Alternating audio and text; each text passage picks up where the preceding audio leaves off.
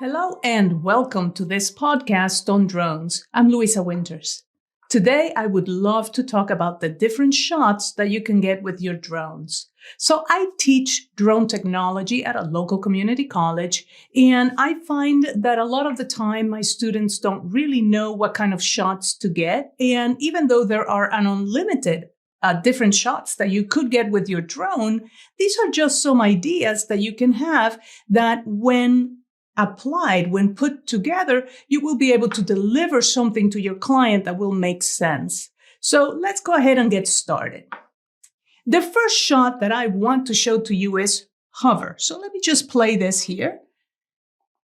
And as you can see, the water is moving a little bit, but the drone isn't. And you can use this to put text, to put, whatever it is that you want, an infographic, whatever like that. So hover. Never underestimate the power of hover.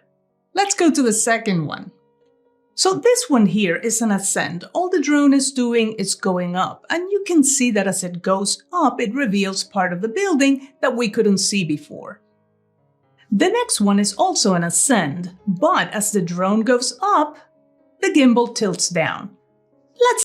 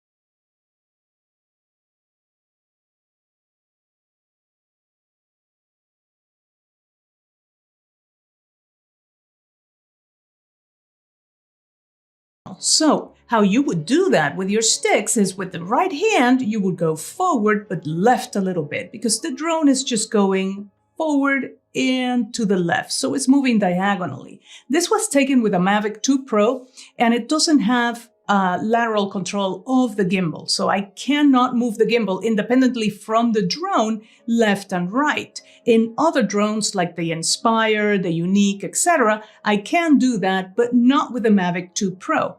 So what happens is that if I want that shot, I actually need to do it with sticks. Let's see what that looks like.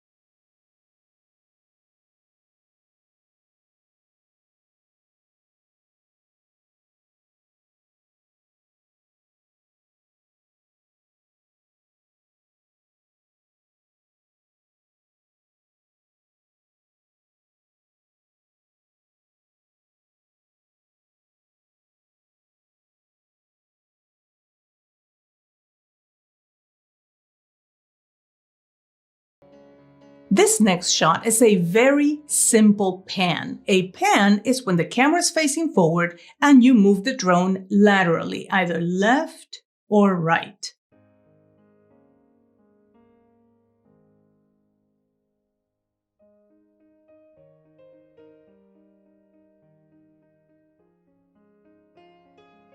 When it comes to pans, don't forget that you can go at different height. So what we saw before was at probably 50 feet or more, and now the drone is considerably lower to the ground, or I should say, to the water. Let's see what that looks like.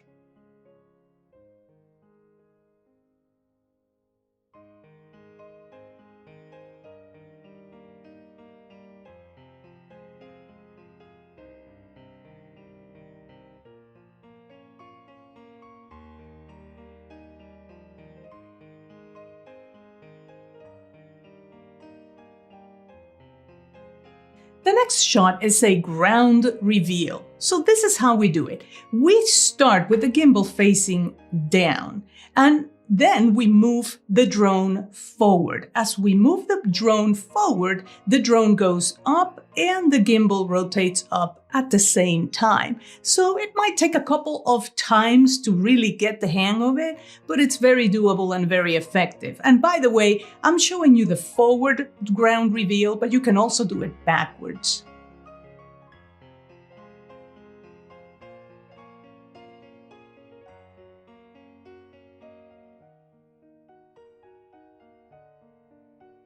This next one is a partial orbit, and you can do this manually or you can do it with automation. This one I did with automation because using the Mavic 2 Pro is so easy. Basically, you just give the app, the DJI Go 4, you give it the area to orbit around, and then you just click on a go button and it just does it for you. So it's very smooth, very nice. So automation is not necessarily bad.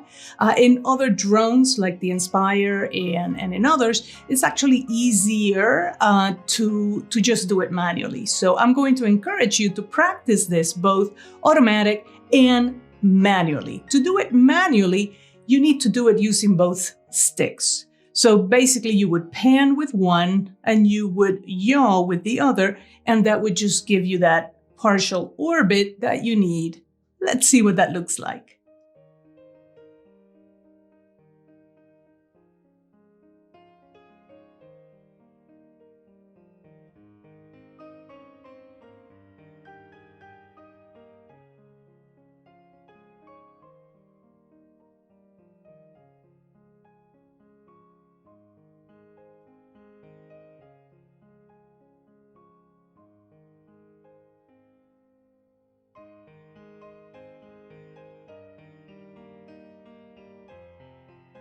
This next one is a pull. A pull is no more than the drone flying backwards.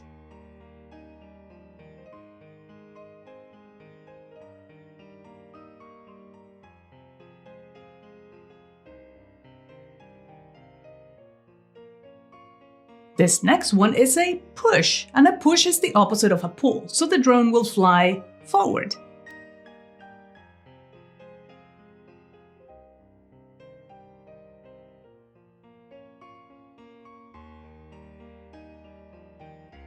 You can also have pushes at different heights. So pushes and pulls, all of those can go at different heights. So this next shot is also a push, but a little bit higher, and of course, in a little bit different place. So this is just showcasing a city.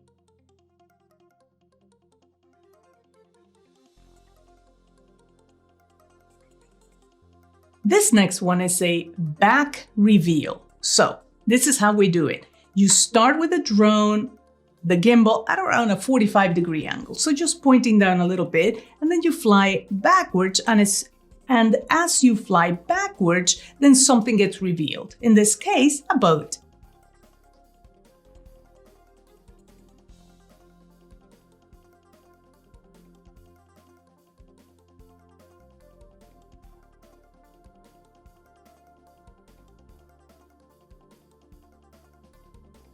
Now we have a tilt reveal, and a tilt reveal is no more than the gimbal going up, and as it's going up or down, as the case may be, it's revealing something.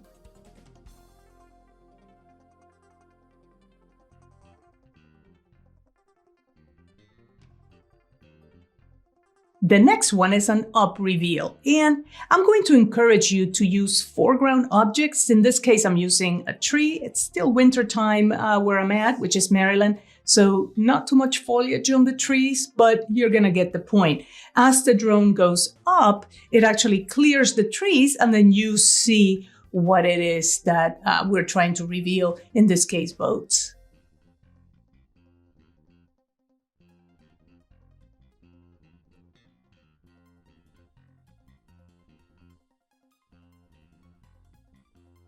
In this next one, all we're doing is we're flying backwards, but this is an example of actually using what's in your environment. In other words, diagonal lines to make your scene or your shot a little bit more interesting. In this case, I'm using the coastline to make my shot a little bit more interesting.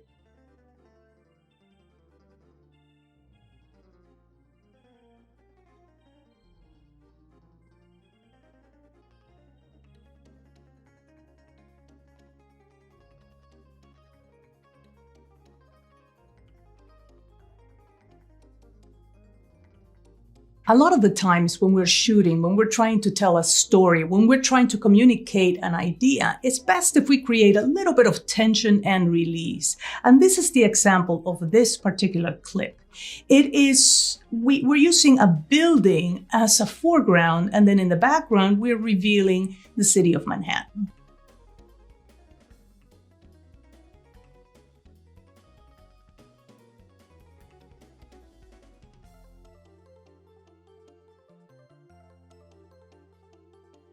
Of course, all of these shots have been taken from different shoots that I've done throughout the years. Some of them I took 4 or 5 years ago. Some of them I just took last week. And I haven't done anything to put it together or anything, because all I did was grab good examples of the different shots that I wanted to highlight. But if you start watching finished videos, you're going to start noticing how they combine these different shots. Also, don't forget that these are not the only shots that you can get. You can get plenty of other shots if you just combine tension and release. Those are important things, right? So building tension and then release to be able to tell your story more effectively. And of course, reveals do that very, very effectively. All right, I hope you enjoyed this little podcast. If you did, please hit subscribe, hit like, and I will see you next time. Thanks for watching.